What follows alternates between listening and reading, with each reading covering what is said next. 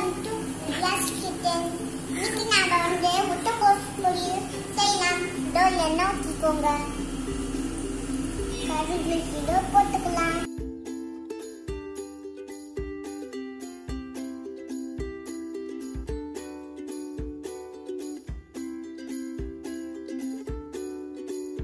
வெங்காயம் கருவேப்பிலை சேர்த்துக்கோங்க.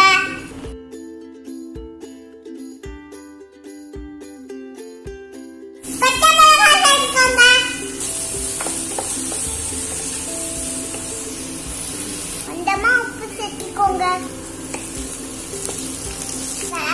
முட்டைக்கோஸ் சேர்க்கலாம்.